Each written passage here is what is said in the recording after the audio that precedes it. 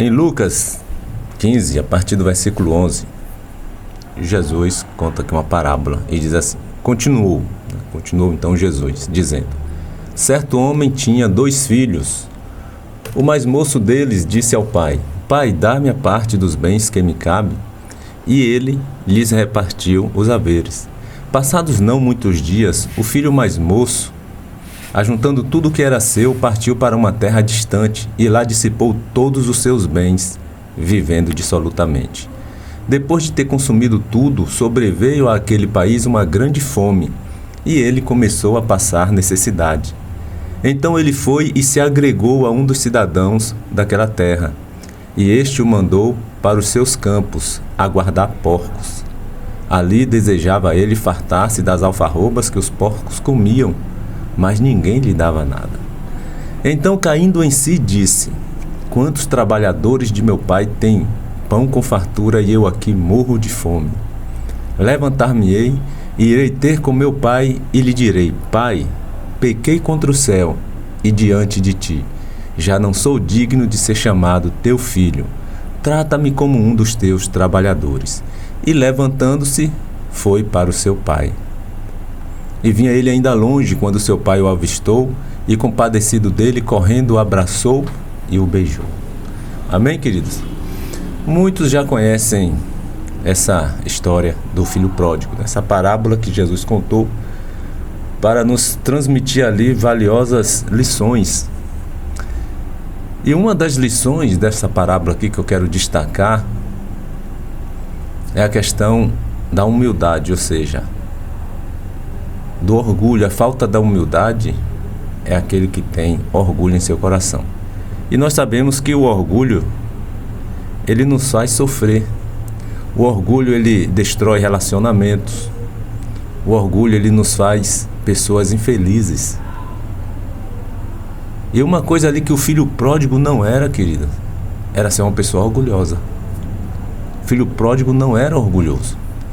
Ele pode até ter agido ali naquele momento de uma forma inconsequente, de uma forma ali irresponsável, pedindo a sua parte da herança e pedindo ali também tudo que ainda não lhe pertencia, na verdade, né? A herança é adquirida na morte dos pais.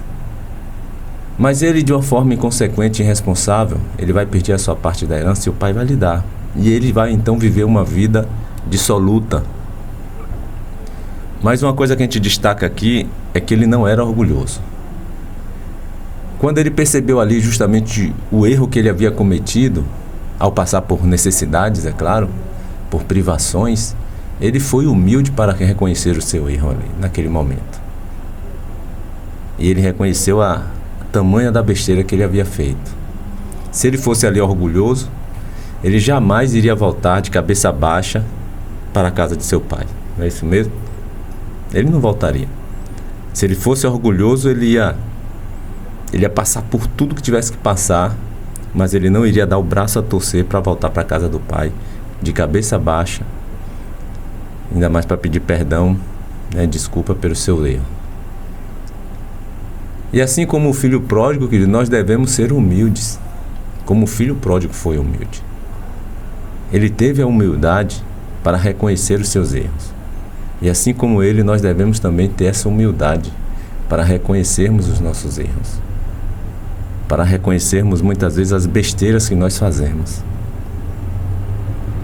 E esse nosso reconhecimento, ele não deve ser só diante de Deus. Devemos reconhecer nossos erros também diante daquelas pessoas que nós erramos. Nós precisamos ter essa humildade. Quantos de nós, às vezes, erramos e quando somos pegos no erro, nós ficamos dando desculpas, né? Desculpas disso, daquilo. Tem pessoas que têm a maior dificuldade de assumir o seu erro. Tem pessoas que ficam ali o tempo todo dando uma desculpa, dando outra, mas não diz assim, eu realmente errei, me desculpe, me perdoe, eu errei. E foi eu que fiz mesmo e eu estou errado. Acabaria o problema rapidinho. Mas por não assumir o seu erro, fica ali gerando então uma contenda, uma briga, uma confusão. E a pessoa que está ali, a qual você deveria reconhecer o seu erro, e você não reconhece, ela começa a ficar mais irritada, a ficar mais nervosa. E como eu disse no início, o orgulho, ele destrói relacionamentos. Ele destrói comunhão. E muitos estão tendo seus relacionamentos destruídos, afetados por conta do orgulho. Você deve reconhecer os seus erros. Deixe de ser uma pessoa muitas vezes orgulhosa. Deixe de ser uma pessoa que não é humilde. Seja humilde. E reconheça seus erros não só diante de Deus, porque tem pessoas que reconhecem seus erros diante de Deus, mas não quer reconhecer os seus erros diante daquela pessoa que foi ofendida, aquela pessoa que foi afetada por algum ato seu errado, inconsequente. Em Mateus 5, versículo 3, Jesus diz que bem-aventurados são os humildes de espírito, porque deles é o reino dos céus. Bem-aventurados os humildes de espírito, não humilde de aparência, né? Tem aqueles aparentemente humildes, mas que de espírito não tem nada de humilde. É uma falsa humildade para adquirir interesses próprios. O humilde por interesse, né? Mas não humilde de espírito. Mas bem-aventurados são os humildes de espírito, porque desses é o reino dos céus. É o que Jesus disse em Mateus 5:3. E nós sabemos que muitas pessoas sofrem, muitas pessoas se tornam muitas vezes infelizes por serem orgulhosas. E muitas vezes preferem viver uma vida amargurada, passando até mesmo por necessidades, do que ser humilde para reconhecer o seu erro e pedir perdão à pessoa ofendida. Que você não seja assim, meu irmão. Reconheça seu erro. Se aproxime daquela pessoa que você ofendeu, que em algum momento você a distratou. Reconheça o seu erro. Restabeleça relacionamentos. Você vai sofrer menos. Você vai ser mais feliz.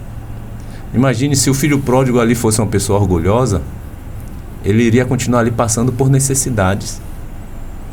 Ele iria ficar desejando comer até a comida dos porcos, mas nem a comida dos porcos ele tinha direito de comer. Talvez ele tivesse uma única refeição no dia. E olhe que era era muita humilhação. Era para um judeu ter que cuidar de porcos, porque era um animal amaldiçoado. O judeu não comia porcos, carne de porco. E ele teve que se deparar nessa situação. E ele desejava comer a comida dos porcos e ninguém lhe dava nada. Então, se o filho pródigo ali fosse uma pessoa orgulhosa, ele iria continuar naquela vida ali, passando aquelas necessidades. E você pode ter certeza que ele iria se tornar uma pessoa infeliz. Ele iria destruir por completo ali o seu relacionamento com seu pai. Não somente com o pai, mas com Deus também. Porque a palavra de Deus diz que se você não consegue amar aquele a quem vê, como é que você vai amar aquele a quem você não vê? Se você não pode amar, não consegue amar seu irmão a quem vê, você não vai amar a Deus a quem não vê. Então a gente vê que muitas pessoas estão tendo seus relacionamentos destruídos, justamente por conta de quê? Do seu orgulho. Relacionamentos destruídos com os amigos, relacionamentos que são destruídos com a família, relacionamento também destruído com Deus, na comunhão com o Senhor. Eu não sei aonde você talvez queira chegar com tanto orgulho. Eu só sei dizer que a vida de uma pessoa que é orgulhosa é uma vida triste. É uma vida amarga, amargurada, porque Deus não vai estar nesse negócio. Deus não está com aquele que é orgulhoso, com aquele que é soberbo. Deus está com o humilde. Deus está com aquele que é humilde. A palavra vai nos dizer que aos humildes ele vai conceder da sua graça, mas aos soberbos não. Ele concede da sua graça, da sua misericórdia, da sua bondade, suas bênçãos àquele que é humilde. Olha o que está escrito em 1 Pedro 5, versículo 5. Rogo igualmente aos jovens, sede submissos aos que são mais velhos. Outrocina o trato de uns com os outros, cingivos todos de humildade, porque Deus resiste aos soberbos, contudo, aos humildes concede a sua graça. Deus resiste aos soberbos, contudo, aos humildes Ele concede a sua graça. Então, aos humildes Deus concede a sua graça, queridos, mas aos soberbos Deus resiste. Há uma resistência, e quando você resiste a algo, você não quer proximidade daquilo. Quando você resiste a alguém, você não quer a aproximação daquela pessoa com você. Se Deus resiste ao soberbo, Ele não quer nenhum tipo de relacionamento, comunhão. Ele não tem nenhuma comunhão e nenhuma proximidade com aquele que é soberbo. Mas quando a pessoa se quebranta e se humilha perante o Senhor, aí sim, Ele vai e concede da sua graça. Aquele que Deus resiste, ele não tem as bênçãos de Deus. Aquele que resiste, aquele que se torna soberbo, e Deus resiste a ele, ele fica sem as bênçãos do Senhor. Se o filho pródigo ali fosse soberbo, ele jamais teria sua vida abençoada e transformada. O que fez a vida do filho pródigo ser transformada? A sua humildade. Porque se ele não é humilde, ele jamais retornaria para o seu lar. Ele jamais retornaria para pedir perdão ao pai pelo erro que havia cometido. Então seja humilde. Deixe muitas vezes de estar achando que não precisa de ninguém, que é autossuficiente, porque ninguém é autossuficiente. Não existe essa autossuficiência. Você sempre vai depender das outras pessoas. Nós sempre iremos depender uns dos outros. Primeiramente dependemos de Deus. E depois Deus nos fez para que dependêssemos uns dos outros, para que vivêssemos em comunhão. Na doença, quem vai cuidar de você são as outras pessoas, não é você mesmo. Até na morte, você vai precisar das outras pessoas. Até na sua morte, você vai precisar de quem lhe prepare, de quem faça seu velório, de quem lhe sepulte. Nem na morte você está livre de precisar das outras pessoas. Então deixe de estar dizendo que não precisa de ninguém. Deixe de estar querendo ser esta pessoa autossuficiente. Se os pedreiros não construíssem a sua casa, você não tinha nenhum lugar para você dormir, para se deitar, para descansar. Então nós precisamos ser humildes. Deixe a soberba de lado, o orgulho, e reconheça os seus erros. A queda e a ruína de uma pessoa vai justamente começar na soberba. Quando ele deixa de ser humilde e se torna soberbo, aí vem a queda, vem a ruína na vida da pessoa.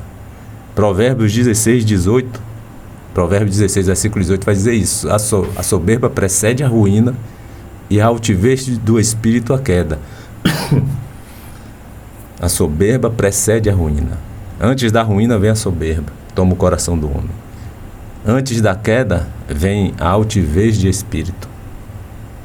Provérbios 15, versículo 33 também vai dizer: o temor do Senhor é a instrução da sabedoria, e a humildade precede a honra. A humildade precede a honra. Você quer ser uma pessoa honrada por Deus e também por todos? Seja uma pessoa humilde, porque a humildade ela precede a honra. Se você quer ser honrado, você tem que ser humilde. Quando você se torna orgulhoso, soberbo, a sua queda é certa. A única coisa que é certa para o soberbo e para o orgulhoso é a queda. É a ruína. O filho pródigo ele teve que cair em si para reconhecer justamente todo o erro que ele havia cometido. Foi no ato de cair em si, no ato de profunda reflexão. Nós todos temos que ter esse momento de profunda reflexão da vida. Nós temos que ter esse momento de reflexão dos nossos atos, do que temos feito, do que temos deixado de fazer, como temos agido diante das pessoas. Você tem que parar para pensar, você tem que parar para refletir. Você tem que parar para cair em si. No versículo 17, justamente de Lucas 15, versículo 17, vai dizer assim, que então caindo em si, né, o filho pródigo ali, caindo em si, disse: quantos trabalhadores de meu pai têm pão com fartura, e eu aqui morro de fome. Aí ele toma a decisão de voltar para casa, de voltar para os braços do pai, mas humilde, né? Ele não voltou arrogante. Tem pessoas que tomam essa atitude de voltar, né? Quebra a cara lá, não dá certo, volta, não ouve conselhos dos pais, não ouve o conselho dos mais velhos, e sai e faz as besteiras, e quando volta, ainda não volta humilde. Às vezes volta dizendo, mas eu sou jovem mesmo, eu tenho que quebrar muita cara, é assim mesmo. Ainda volta dando desculpas para justificar o seu próprio erro. A humildade está longe, está longe. O orgulho está falando mais alto. Eu fiz, mas eu estou certo porque eu sou jovem, eu tenho que errar mesmo para aprender, e aquela conversa toda e sempre dando uma desculpa aqui, outra ali. Querido, você só vai destruir relacionamentos dessa forma. Você só vai conseguir se afastar das pessoas, até mesmo de Deus, porque Deus resiste a pessoas que não são humildes, que se tornam soberbas no seu viver. Você vai se afastar de todo mundo. E o pior, você vai se afastar até de Deus. Mas graças a Deus que o filho pródigo ele não agiu dessa forma. E ele deixa aqui uma tremenda lição para cada um de nós. Ele volta e volta humilde. Ele não voltou nem reivindicando o seu posto como filho na casa do pai. Ele falou, quantos trabalhadores de meu pai têm pão com fartura e eu aqui morro de fome. Vou voltar e vou dizer ao meu pai, olha, não sou digno nem de ser chamado de teu filho mais. Mas trata-me como um dos teus trabalhadores. Se o pai recebesse ali o seu filho, o filho pródigo, como um trabalhador normal, ele já ia se dar por feliz, ele ia estar super feliz, super contente na sua vida. Se o pai o tratasse como um de seus trabalhadores, ele voltou tão humilde, que ele falou, se meu pai me receber como um de seus trabalhadores, eu vou ser feliz. Mas não foi isso. Ele voltou tão humilde que o pai restituiu para o mesmo cargo que ele tinha. Ele não perdeu nenhum de seus direitos. E é outra lição que a gente tira aqui. Tem pais que às vezes falam assim, olha, você vai, mas se você voltar, você já não terá as mesmas regalias que você tinha antes. É errado, meu irmão. Todo mundo tem direito de errar.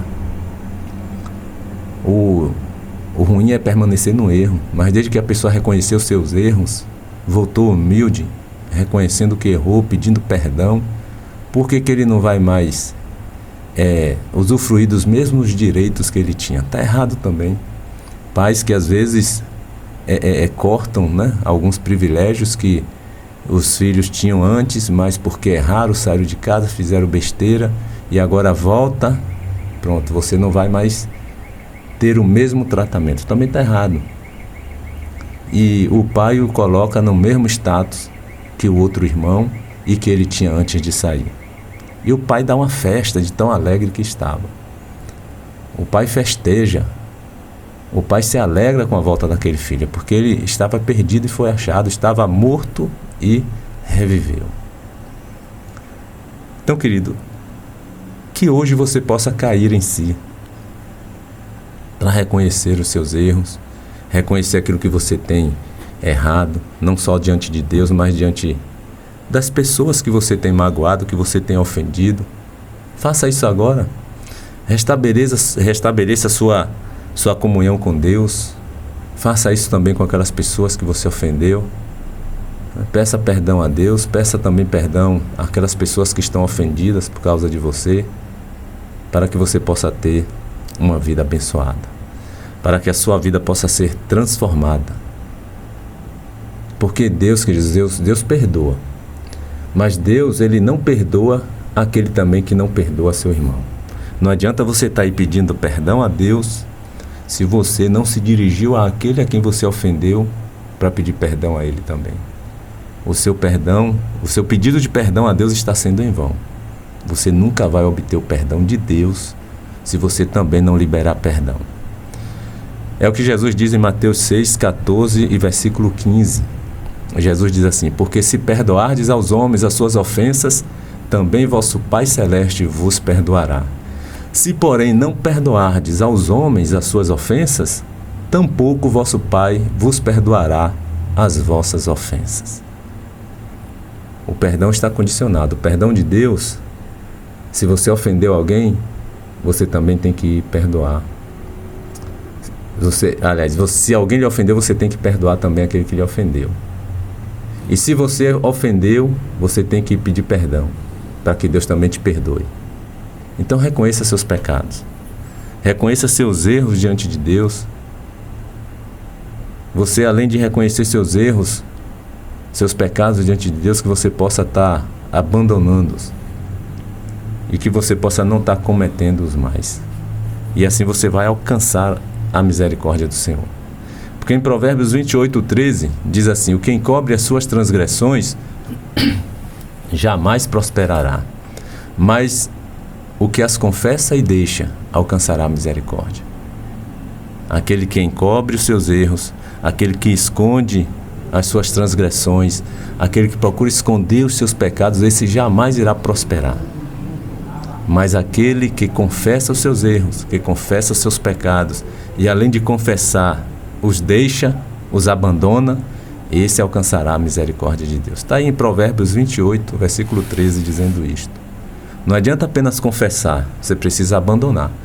Quando você apenas confessa, mas não abandona, você não alcança a misericórdia.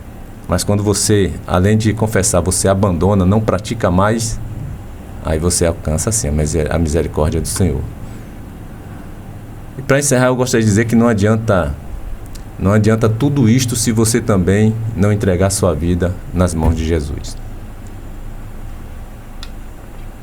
Não adianta você estar fazendo tudo isto se você não tem Jesus como Senhor, como Salvador de sua vida.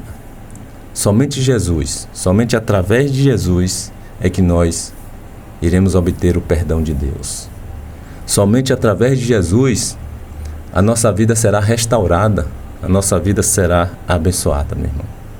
Somente através de Jesus iremos obter a salvação eterna. E somente através de Jesus nós teremos um encontro com Deus. Somente através de Jesus as suas orações chegarão até Deus. Eu encerro aqui com o que Jesus disse em João, capítulo 14, versículo 6. Eu sou o caminho, a verdade e a vida. Ninguém vem ao Pai senão por mim.